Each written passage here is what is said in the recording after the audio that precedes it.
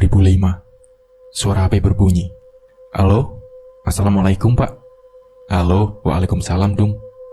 Gimana kabarmu? Gimana kuliahmu? Alhamdulillah, lancar, Pak. Kabar saya sehat. Bapak Ibu sehat kan? Syukurlah, Nak. Bapak Ibu sehat. Kemudian, seketika hening, tak ku dengar lagi suara Bapak dari telepon. Yang aku dengar hanyalah seorang lelaki tengah menahan isak tangisnya. Feelingku benar, sepertinya Bapak sedang tidak baik-baik saja.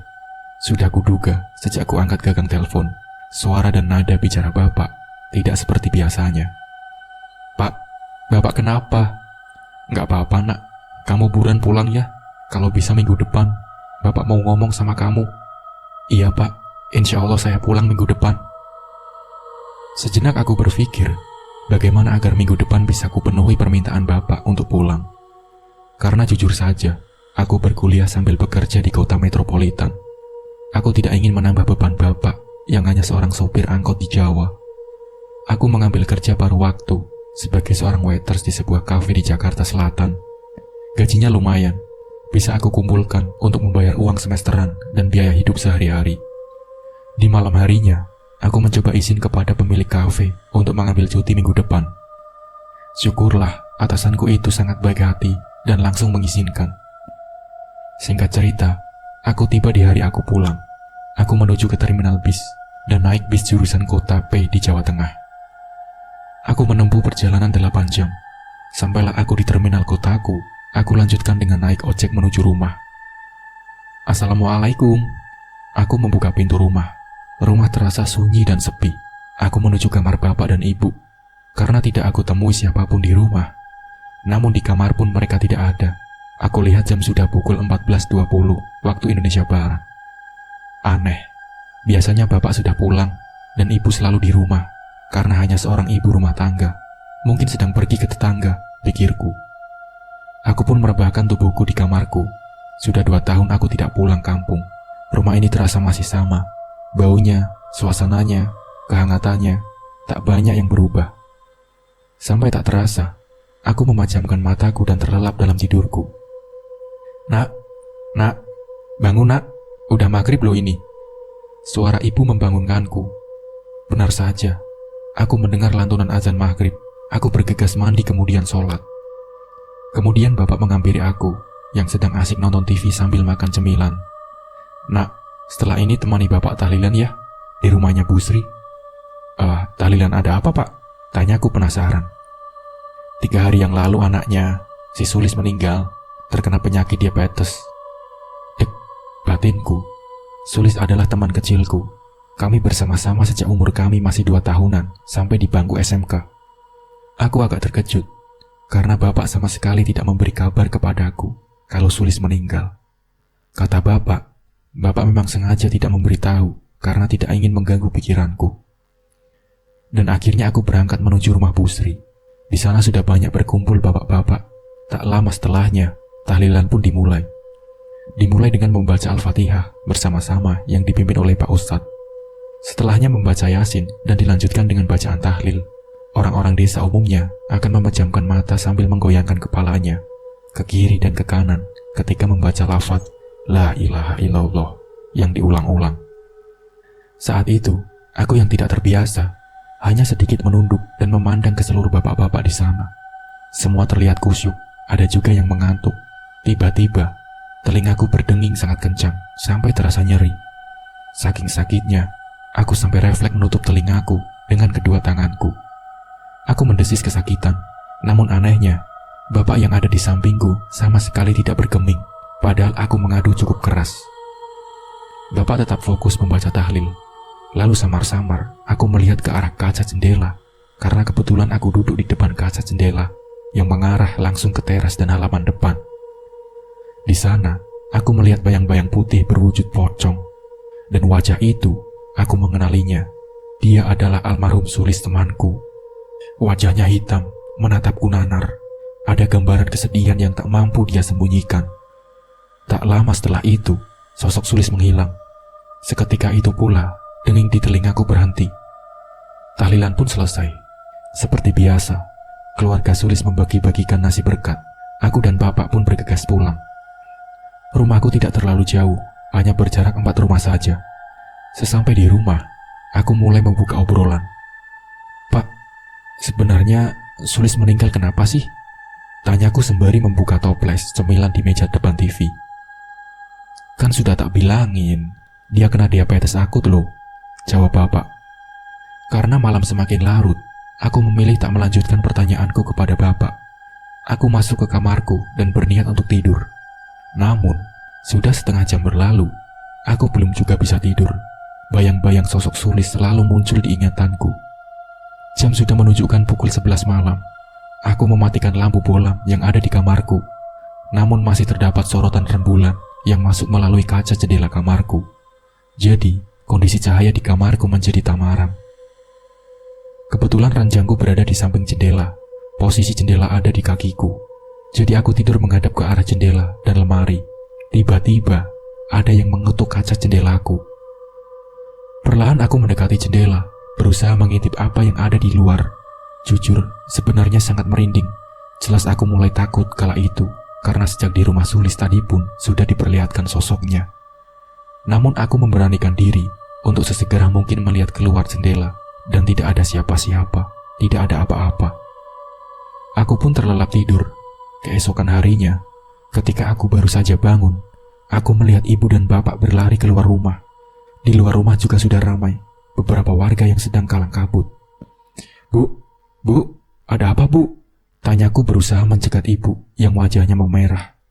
"Ayo nak, ayo ikut ke rumahnya Bu Sri," pinta ibu tanpa menjelaskan apa yang sebenarnya tengah terjadi. Aku yang penasaran pun hanya mengikuti saja. Di rumah Bu Sri sudah ada seorang mbah tua. Aku tahu beliau adalah sesepuh desa, namun lebih mirip seperti dukun. Ada sekitar 8 warga termasuk aku, bapak, dan ibu yang berkumpul di sana. Betapa terkejutnya aku ketika ada seorang wanita muda yang sedang berbaring di ruang tengah dan sedang dipakaikan kain kafan oleh Bu Sri dan 2 ibu-ibu yang lain. Kulihat Bu Sri menangis sesegukan. Aku benar-benar bingung apa yang sebenarnya terjadi. Namun, alih-alih bertanya kepada orang tuaku, aku memilih diam dan melihat saja apa yang akan mereka lakukan. Setelah wanita muda tadi selesai dikafani, dia dibaringkan di tengah-tengah kami yang sudah duduk melingkar di ruang tengah. Aku tidak tahu siapa wanita tersebut, namun sepertinya bukan warga desaku. "Sudah ya, Bapak Ibu, bisa dimulai. Bu Sri, silahkan siapkan apa yang sudah saya minta," ucap mbah tua. Bu Sri pun masuk ke dalam dapur dan kembali keluar dengan membawa tampah besar berisikan bunga-bungaan, daun bidara, air dalam gelas kecil, telur ayam kampung, cipang, pisang, kemenyan, dan beberapa benda lain. Tampah tersebut diletakkan di atas kepala wanita yang dikafani menyerupai pocong. Kemudian, wanita tersebut mulai memejamkan mata. Aku dan warga lain hanya terdiam menyaksikan mbah tua yang mulai merapal kalimat. Aku tidak tahu pasti apa yang dia katakan, karena tidak begitu jelas dan menggunakan kosakata Jawa Kawi. Namun, ada yang membuyarkan fokusku. Aku melihat bayangan sosok Sulis terbaring di samping wanita yang dikafani. Sosoknya sama berbentuk pocong. Perutku terasa sangat mual melihat sosok tersebut. Tiba-tiba HP-ku bergetar di saku celana. Kulihat ada panggilan masuk dari nomor tak dikenal. Karena aku berpikir tidak penting, jadi aku matikan saja. Namun nomor tersebut terus-menerus menelpon. Aku mohon izin keluar sebentar untuk mengangkat telepon. "Halo, ini siapa?" "Rupanya kamu sudah pulang kampung ya? Pasti kamu terkejut. Wanita jelangmu sudah mati. Kamu lihat saja ke depannya, akan lebih mengerikan," ucap seorang laki-laki di seberang. Halo, siapa ini? Jangan macam-macam sama saya," bentakku. Namun sambungan telepon terputus begitu saja. Aku bersikap setenang mungkin agar tidak membuat orang tuaku khawatir. Aku pun kembali masuk ke ruang tengah rumah Bu Sri. Namun saat aku kembali, warga dan orang tuaku termasuk Bu Sri tidak ada di sana. Yang tersisa hanyalah mbah tua dan wanita yang dikafani. "Masuklah ke kamar, kalau nggak pengen ke bawah-bawah," ucap mbah tua kepadaku. Aku pun bergegas masuk ke kamar, yang ternyata sedari tadi ada bapak menunggu di pintu kamar sambil melambaikan tangan kepadaku. Aku dan yang lain bersembunyi di kamar itu, sambil sesekali mengintip ke ruang tengah. karena kamar tempatku bersembunyi memang ada di ruang tengah. Beberapa saat kemudian, ada suara wanita berteriak kencang, lebih terdengar seperti nada marah. Samar-samar ku dengar Mbah Tua ketakutan. "Keluarlah, pulanglah, pergilah. Ini bukan tempatmu, ini bukan duniamu. Salahmu sendiri sudah menyalahi takdir Tuhan. Salahmu sendiri sudah berani menantang sumpahmu. Sekarang tidak perlu lagi dikejar-kejar. Sumpahmu sudah mati. Siapa yang menanam pasti akan menuai," bentak Mbah Tua kepada entah siapa dia yang tengah berteriak. Sejenak aku dan yang lain mengintip dari celah pintu saking penasaran. Ternyata wanita yang dikafankan tadi tengah melayang dengan suara yang meraung-raung penuh amarah. Terlihat wanita itu seperti hendak menyerang Mbah Tua, namun selalu terpental mundur ketika Mbah Tua menyodorkan benda seperti tasbih. Namun aku yakin itu bukan tasbih ke depan wajah wanita itu. Namun wanita itu tak gentar, justru sosoknya semakin membesar dan kian tambah besar. Sekarang tingginya sampai menyentuh langit-langit rumah. Mbah Tua semakin ketakutan. Ruang tengah sudah hancur berantakan. "Mbah, kesinilah kalau sudah tidak kuat." Bapak mencoba memanggil Mbah Tua dari celah pintu kamar. Mbah Tua berlari ke arah kami. Setelah Mbah Tua masuk, Bapak segera mengunci pintu kamar. Wanita tadi pun terdiam, tidak lagi ku dengar suaranya. Bapak perlahan membuka pintu kamar dan mengintip dengan satu mata. Tidak ada siapa-siapa di ruang tengah, entah kemana wanita itu pergi. Namun, teriak wanita itu mengejutkan kami semuanya. Dengan wajahnya yang dia hadapkan langsung di depan wajah Bapak. Wajahnya yang telah memerah dengan urat-urat yang menonjol, mata yang melotot, dan darah yang terus keluar dari mulutnya. Bapak sangat kaget dan membanting pintu sekeras-kerasnya. Dek, dek, dek. Bunyi pintu pun seperti dipukul-pukul menggunakan kepala. "Gimana ini, Mbah?" tanya Pak Sony salah satu warga kepada Mbah Tua. "Sudah, sabar dulu. Sebentar lagi Narti akan sadar. Sulis tidak akan bisa merasuki tubuh manusia lama. Tunggu saja," jawab Mbah Tua tenang. Narti, ternyata wanita yang dikafan bernama Narti. Siapa dia, batinku? Benar saja, beberapa saat kemudian terdengar suara dari luar kamar. Brak! Mbah Tua membuka pintu dan Narti sudah tergeletak pingsan. Mbah Tua memerintahkan untuk segera melepas kain kafan dari badan Narti. Narti dibaringkan di sofa, lalu diminumi air putih. Mendadak hening, tidak satu pun yang berkata-kata. "Sri, setelah ini saya tidak bisa membantu apa-apa lagi. Anakmu sudah kelewat batas. Anakmu sudah menyalahi takdir Tuhan. Perbanyaklah berdoa kepada Tuhan supaya anakmu bisa tenang di alam gaib." Celetuk Mbah Tua membuyarkan kesunyian di rumah Bu Sri. Bu Sri hanya mengangguk pasrah. Ada raut kesedihan di wajahnya. Kami pun segera membubarkan diri. Mbah Tua menggendong Narti yang belum terlalu sadar.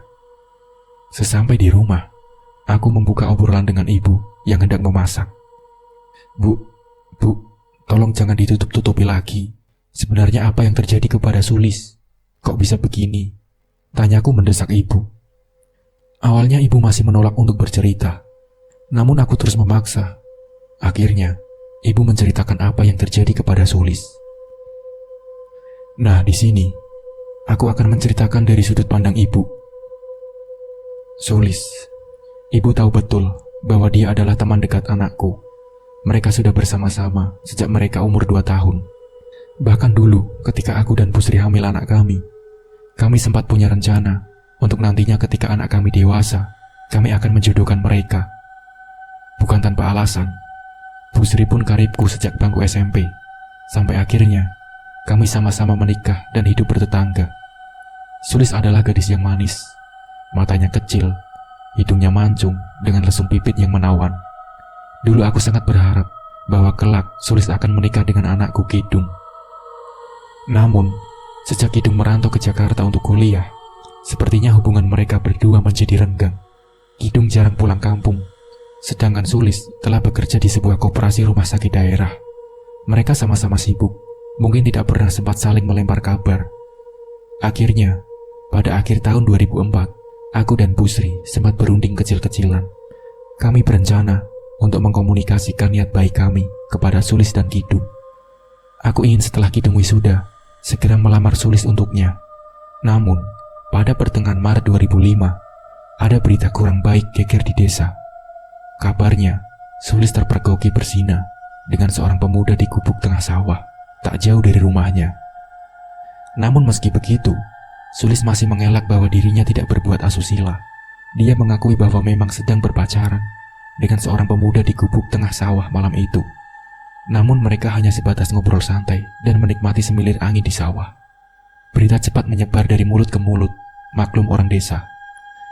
Aku sempat bertanya kepada Busri, namun dia pun mengelak dan membela anaknya. Sejak beredarnya berita tersebut, Sulis seperti dikucilkan di pergaulan desa. Orang-orang membicarakannya. Sulis menjadi jarang terlihat keluar rumah.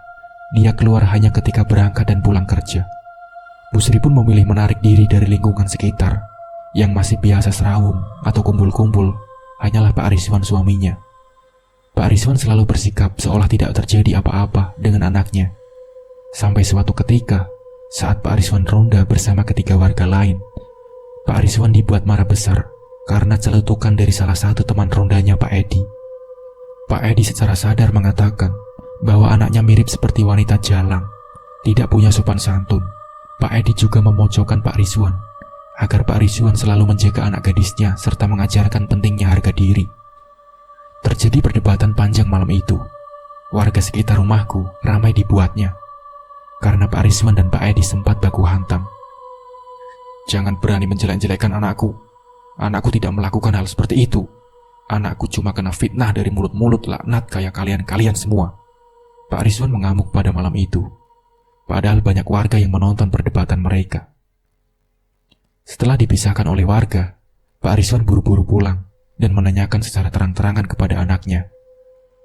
"Sulis, bilang sama bapak bahwa kamu tidak melakukan hal yang terbesar di warga sini," bentak Pak Rizwan di kamar Sulis. "Iya pak, Sulis nggak melakukan hal seperti itu. Sumpah pak," jawab Sulis. "Ya udah, besok kamu harus melakukan sumpah pocong supaya warga di sini percaya dan berhenti merendahkan keluarga kita. Kita sekarang seperti sudah tidak punya harga diri," putus Pak Rizwan bulat. Kabar tentang Sulis hendak melakukan sumpah pocong pun tersebar luas, hampir ke seluruh pelosok desa. Banyak warga yang kontra dengan hal tersebut, karena tidak main-main, sumpah pocong bukan sumpah biasa. Jika berkhianat dari sumpahnya sendiri, bisa kena batunya bertubi-tubi. Namun keputusan Pak Rizwan tidak bisa diganggu-gugat. Dia marah besar karena ucapan Pak Edi yang begitu menyayat hati. Hari yang ditentukan pun tiba, tepatnya hari Kamis sore. Warga berbondong-bondong berkumpul di masjid, masih dekat dengan lingkungan rumahku.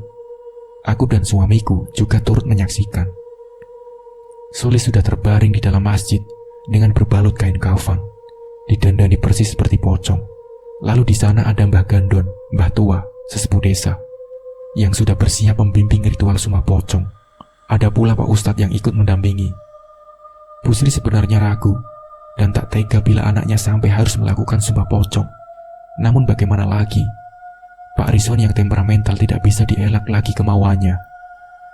Sumpah pocong pun dimulai dengan ceramah dari Mbah Gandon dan Pak Ustadz yang menjelaskan maksud dari diadakannya sumpah pocong oleh Sulis, yaitu hendak meluruskan kabar yang beredar di masyarakat tentang dirinya. Kemudian dilanjutkan dengan Pak Ustadz yang membacakan lantunan ayat suci Al-Quran dan meletakkan Al-Quran tersebut tepat di atas wajah Sulis yang terbaring. Pak Ustadz pun meminta Sulis untuk mulai berkata fakta yang sesungguhnya. Dengan lantang, Sulis mengatakan bahwa dirinya sama sekali tidak pernah berzina dan berbuat asusila di gubuk tengah sawah. Sulis mengaku bersalah karena sudah berpacaran di sana yang mengundang kecurigaan warga. Namun, dia sama sekali tidak melakukan hal yang melewati batas. Sulis pun bersumpah jika dia berdusta dengan ucapannya, dia akan mati dalam keadaan mengenaskan dan arwahnya nanti akan gentayangan mengganggu keluarga dan orang-orang terdekatnya. Setelah selesai mengucap sumpahnya, warga mulai berbisik-bisik satu dengan lainnya. Mbah Gandun hanya terdiam tanpa sepatah kata pun.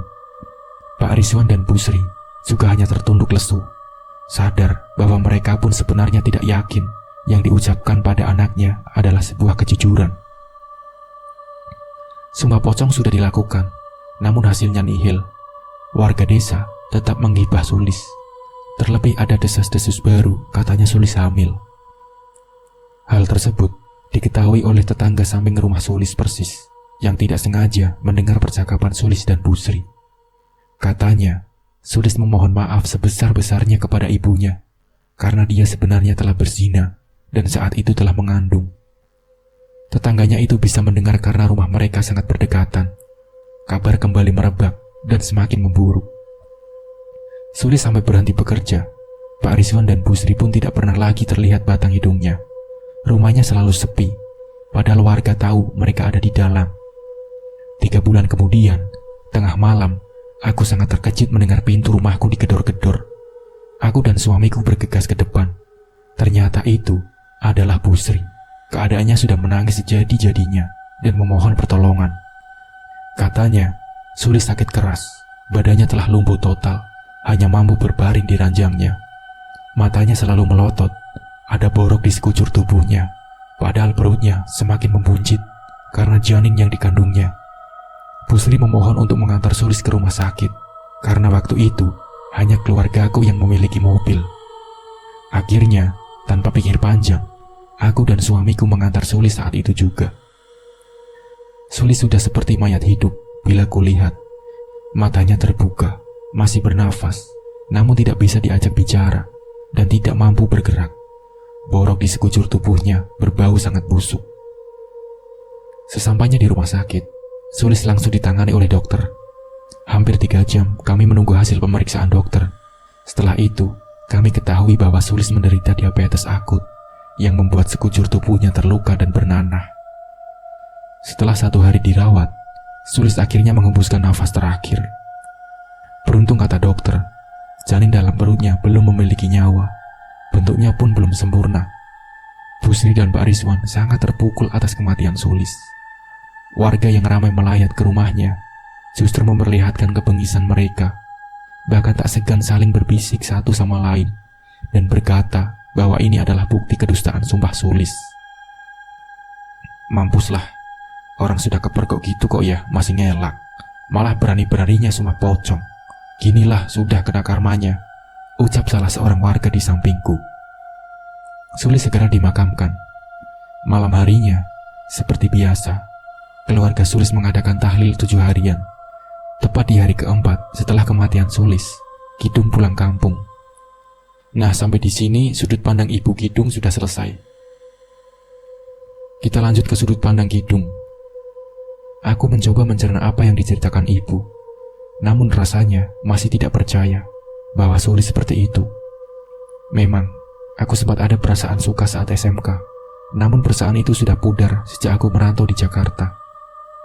Aku masuk ke kamarku dan mengotak-atik HP-ku. Aku melihat nomor tidak dikenal yang tempo hari mendadak telepon. Aku coba panggil nomor tersebut, namun ternyata sudah tidak aktif. Aku sangat penasaran siapa sebenarnya laki-laki di telepon kemarin. Kenapa sampai mengancamku? Selanjutnya ke sudut pandang Busri. Setelah kematian anakku, aku seperti kehilangan semangat untuk hidup. Terlebih Sulis anak semata wayang, karena rahimku yang diangkat beberapa bulan setelah Sulis lahir. Malam pertama setelah Sulis dimakamkan, aku benar-benar tidak bisa tidur. Aku membayangkan sedang apa anakku di sana. Apakah sedang disiksa atau sedang bahagia? Suamiku terlihat sangat stres karena dia yang menyuruh Sulis untuk melakukan sumpah pocong. Tak disangka, Sulis berdusta dengan sumpahnya. Salah apa aku mengandung dia? Rasanya aku tidak pernah ngidam yang macam-macam. Dari kecil selalu kuajarkan etika dan sopan santun. Namun kenapa Sulis menjadi seperti itu? Tega membohongi kedua orang tua dan berani-beraninya melakukan perbuatan tidak senonoh. Terkadang rasa amarah muncul dalam benakku karena ulah Sulis yang begitu bodoh sudah hampir menghancurkan keseluruhan hidupku dan suamiku. Tetapi setelah itu, aku kembali sadar bagaimanapun keadaan anakku, dia tetap anak yang dulu ku kandung. Dia anak yang kubesarkan dengan cinta. Dia anak tersayangku. Namun, tiba-tiba suara pintu belakang diketuk membuyarkan lamunan dan pikiranku yang berkecamuk. Aku bergegas ke dapur dan membuka pintu belakang. Tidak ada siapa-siapa. Aku menuju ruang tengah. Hanya ada suamiku yang tengah tertidur lelap di sofa. Terdengar kembali suara ketukan di depan pintu. Saat aku hendak membuka, suara ketukan pindah ke pintu belakang. Begitu seterusnya, bolak-balik depan belakang. Lalu aku coba tunggu di kaca jendela depan, yang langsung menghadap ke teras dan halaman. Aku mengintipnya dari celah gorden. Ternyata, itu adalah sosok pocong yang melayang-layang mengetuk-ketukan kepalanya di pintu. Sambil tertawa cekikikan, kemudian terbang memutari rumah dan mengetuk pintu belakang. Kakiku terasa lemas dan kaku. Aku ingin segera berlari dan membangunkan suamiku. Namun, badanku benar-benar terpaku dan sulit digerakkan. Sampai tiba-tiba sosok itu menyadari bahwa dirinya sedang diintip melalui gorden. Perlahan, dia melayang mendekat ke arah kaca jendela dan berdiam diri di depan wajahku persis. Itu adalah Sulis, anakku. Wajahnya dipenuhi borok dan belatung yang menjijikan. "Ibu, aku ingin pulang, Bu," ucapnya lembut dan pasrah. "Ibu, aku tidak punya teman di kuburan. Tolong bukain pintu, Bu." Namun seketika, wajahnya yang tadi teduh berubah menyeringai ke arahku. Matanya merah melotot dan ada taring di giginya. Aku hanya bisa gelagapan menyaksikan hal tersebut. Ingin berteriak pun pita suaraku seakan habis. Hanya bisa bersuara seperti orang mengigau. Tak lama setelah itu aku pingsan. Ketika aku tersadar, aku sudah terbaring di kasur dan suamiku duduk di sampingku. "Bu, sudah sadar? Kamu tuh kenapa kok pingsan di ruang tamu?" tanya suamiku. Ini jam berapa, Pak?" Aku lama pingsannya, jawabku sekaligus bertanya balik. "Ini jam 2:30, gak lama, cuma 1 jam. Kenapa kok pingsan di ruang tamu?" Suamiku kian penasaran. Aku pun menceritakan detail kejadian yang tadi aku alami. "Kayaknya Sulis gak tenang, Pak, di sana. Kita harus gimana ya? Apa perlu minta bantuan Mbah Gendon?" Akhirnya, aku dan suami sepakat untuk meminta bantuan Mbah Gendon untuk sekedar menanyakan kepada Sulis apa yang dia mau. Mengapa masih mengganggu orang tuanya sendiri? "Wah, anakmu tuh kualat, Sri. Terlalu berani. Harusnya kalau memang berbuat, ya berani mengakui. Lah ini kok malah ngelak, sampai sumpah pocong segala. Dari awal kan aku sudah bilang ke kamu, Wan. Jangan kamu korbankan anakmu sendiri. Mending kamu rawat itu bayi yang ada di perut Sulis," ucap Mbah Gendon ketika aku dan suami menyambangi rumahnya. Aku bertanya kepada beliau, aku harus berbuat seperti apa? Mbah Gendon hanya menyarankan untuk melakukan sebuah ritual untuk memasukkan roh Sulis ke dalam tubuh manusia. Tujuannya untuk ditanyai apa kemauannya. Setelah itu, Mbah Gendon menyuruhku untuk mengadakan ruatan kecil-kecilan di rumahku untuk membersihkan rumah dan lingkungan sekitar dari hal-hal negatif. Aku dan suami pun menyetujuinya. Malam harinya, setelah aku bertemu Mbah Gendon, lagi-lagi sosok Sulis masih terus mengganggu aku dan suamiku. Tepatnya setelah acara tahlil 7 harian selesai, aku beberes piring dan gelas kotor. Aku berniat untuk langsung mencucinya, sedangkan suamiku membereskan tikar di ruang tamu dan ruang tengah. Aku mencuci piring di wastafel dapur. Di samping wastafel ada rak piring. Kemudian di samping rak piring ada kamar mandi. Ketika aku sedang menyabun seluruh piring dan gelas kotor, tiba-tiba piring dan gelas yang ada di rak piring berbunyi-bunyi seperti ada yang menggoyangkan raknya. Awalnya masih lirih. Aku melihat ke depan, suamiku masih sibuk membereskan tikar. Bunyi piring dan gelas semakin keras. Aku berhenti sejenak dari mencuci piring dan memperhatikan sesuatu di samping rak piring, tepatnya agak di depan pintu kamar mandi. Ada sosok pocong yang sedang menggeliat-liat di sana. Badannya menyenggol rak piring, namun beberapa saat kemudian hilang. Aku memilih mengabaikan hal tersebut dan melanjutkan pekerjaanku. Lalu saat hendak tidur, suamiku bercerita. Katanya, tadi sewaktu sedang membereskan tikar di ruang tamu, samar-samar dia melihat sosok pocong di teras. Sosok tersebut hanya berdiam diri di sana. Pukul 1:30 malam, tiba-tiba lampu kamar mati. Saat kami sedang tertidur lelap, namun masih ada sedikit pancaran cahaya dari luar melalui ventilasi jendela kamar. Kebetulan ventilasi menghadap langsung ke arah lemari. Tak sengaja aku melihat ke arah atas lemari. Aku melihat sosok Sulis ada di sana. Posisi duduk di atas lemari, dengan kakinya yang ungkang-ungkang. Pak, lihat itu pak, ucapku gemetar sambil membangunkan suamiku. Suamiku yang terkejut langsung melihat ke arah jariku menunjuk. Suamiku segera mengambil senter yang ada di laci meja samping ranjang dan menyorotkan ke atas lemari. Namun, saat senter disorotkan, tidak ada apapun di sana. Tetapi ketika senter dimatikan, sosok itu kembali terlihat. Suamiku yang emosian pun segera mendekati lemari. Namun sosok itu perlahan menghilang dan berpindah ke pojokan kamar dekat pintu. Suamiku mendekat ke sana dan laki-laki menghilang dan berpindah berbaring di ranjang, tepatnya di sampingku yang sedang terduduk. Aku teriak bukan kepalang. Suamiku pun hanya terpaku di dekat pintu kamar, hendak mendekat namun tak mampu. Cukup lama sosok Sulis ada di ranjang. Aku hanya bisa menutup wajahku dengan kedua tangan tanpa berani menoleh ke arah sosok tersebut lagi. Pak, Bu, Sulis ingin pulang. Tolongin Sulis, Bu. Pak, Sulis gak mau jadi pocong. Ucap sosok tersebut yang diakhiri dengan tertawa cekikikan. Tak berselang lama sosok itu menghilang. Namun di kasur bekas dia berbaring, menyeruak bau busuk yang tak terkira. Bahkan ada bercak-bercak tanah basah kecoklatan. Aku segera menggulung sprayku dan bergegas merendam dengan air sabun. Niatku semakin bulat untuk menuruti saran Mbah Gendon. Pagi harinya, aku melakukan ritual yang dibantu oleh Mbah Gendon, yaitu memasukkan arwah Sulis ke dalam tubuh manusia. Mbah Gendon menggunakan putrinya, Narti, sebagai mediasi. Bukan sembarangan, Narti memang sudah terbiasa dan sudah dilatih serta dibekali ilmu oleh Mbah Gendon agar bisa menjadi bahan mediasi. Aku agak terkejut sebenarnya, karena tiba-tiba aku melihat Kidung yang turut menyaksikan ritual. Namun kata suamiku, semalam dia juga ikut di acara tahlil. Hanya saja aku tidak terlalu memperhatikan, karena semalam ramai bapak-bapak dan aku pun sibuk di dapur. Jadi pagi itu, aku benar-benar baru tahu bahwa Kidung sedang pulang kampung. Aku teringat dulu, Sulis sempat bercerita bahwa dirinya ada perasaan kepada Kidung. Namun sejak Kidung kuliah di Jakarta, sikapnya menjadi berbeda, seperti orang asing. Padahal 3 tahun, Sulis memendam rasa suka dan selalu menanti Kidung pulang. Sampai akhirnya, mungkin Sulis sudah tak tahan lagi, sehingga memutuskan membuka hati untuk laki-laki lain. Yang aku pun tidak menyangka laki-laki itu menghancurkan hidup Sulis.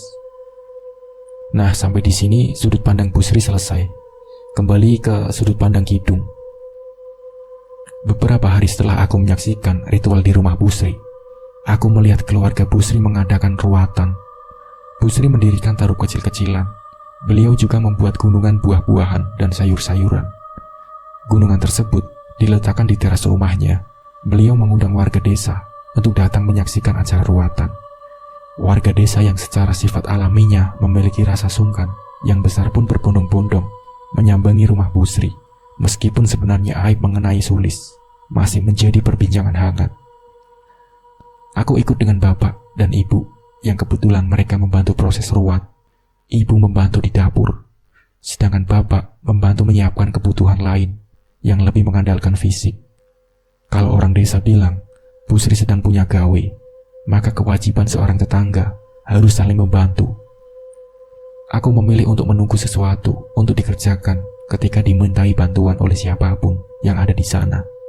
Setidaknya aku stay di rumah Bu Sri agar bisa berguna bila sewaktu-waktu dibutuhkan. Bu Sri juga mengadakan pagelaran wayang kulit, namun yang skala kecil. Di desa, ruat biasanya dilakukan oleh orang-orang Sukerta, berada dalam dosa, atau orang yang punya kesalahan, dan atau kesialan atau kemalangan. Maka tujuan ruat biasanya untuk membersihkan diri atau penyucian diri. Tak terasa, kursi-kursi di dalam tarup sudah terisi penuh. Ku dengar dalang sudah memulai ceritanya. Beberapa kali aku bertemu pandang dengan Bu Sri. Tatapannya aneh, seperti ada kebencian terhadapku. Namun aku memilih mengabaikan, toh tidak penting juga buatku. Acara ruatan selesai di sore harinya. Warga pun berebutan buah-buahan dan sayur-sayuran yang ada di gunungan. Setelah itu, Bu Sri dan Pak Rizwan meminta perhatian para warga. Mereka mengakui kesalahan mereka dan anak mereka. Mereka memohon maaf sebesar-besarnya atas dosa yang dilakukan oleh anaknya yang telah menimbulkan desas-desus tidak baik di kalangan warga, serta menjadi cap jelek bagi nama baik desa. Warga mengangguk dan Mbah Gendon mewakili angkat bicara sebagai tokoh masyarakat sekaligus sesepuh desa. Kemudian, satu persatu warga membubarkan diri. Namun Mbah Gendon masih berada di ruang tamu, terlihat sedang berbincang-bincang dengan Bu Sri dan Pak Rizwan. Malamnya, ketika aku hendak memejamkan mata, awalnya aku menghadap ke tembok, miring ke kanan. Kemudian, aku membalikkan badanku ke kiri. Betapa terkejutnya aku, ada sosok Sulis terbaring di sampingku, sedang menatapku nanar. Berbusuk bukan main, di wajahnya banyak borok dan belatung. Aku berusaha bersikap setenang mungkin. Aku terduduk, namun sosok itu belum hilang. "Kamu ada apa ganggu aku, Lis? Apa belum puas? Kamu sudah ganggu orang tuamu sendiri. Sekarang masih ganggu aku. Aku sudah ikhlas kalau kamu pergi. Tenanglah di sana, Lis. Aku minta maaf kalau banyak salahku ke kamu. Sebaliknya, aku pun sudah memaafkan semua salahmu." Aku berusaha berbicara sebijak mungkin sambil melihat lurus ke depan. Aku sama sekali tidak berani menengok ke arah kiri. Beberapa detik kemudian, sosok itu menghilang. Namun, dia berpindah berdiri di belakangku. Aku melihatnya dari pantulan cermin yang ada di lemari, karena posisi lemari sejajar lurus dengan arahku tidur. Aku membaca ayat kursi dan surat-surat pendek yang kuhafal. Namun saat aku membaca ayat kursi, sosok Sulis justru menirukan bahkan dengan suara yang lebih lantang dan lebih fasih bacaannya. Lalu dia tertawa. Setelah itu, aku sudah tak tahan lagi. Aku berlari keluar kamar dan menggedor pintu kamar orang tuaku. Aku menceritakan kepada orang tuaku dengan gelagapan. Akhirnya, kami mengecek ke dalam kamarku. Sosok itu sudah pergi, namun memang menyisakan bekas tanah basah dan bau busuk. Beruntungnya, malam itu adalah pertama dan terakhir kalinya aku diganggu oleh Sulis. Kata ibu, sosok Sulis juga sudah tidak pernah mengganggu kedua orang tuanya. 2 hari setelah kejadian itu, aku kembali ke Jakarta. Hampir setiap hari, aku telepon dengan orang tuaku. Berbulan-bulan kemudian, kabar tentang Sulis sudah tak terdengar lagi, kata bapak. Orang tua Sulis sudah hidup dengan lebih baik. Aib seperti lama-kelamaan hilang diterpa angin.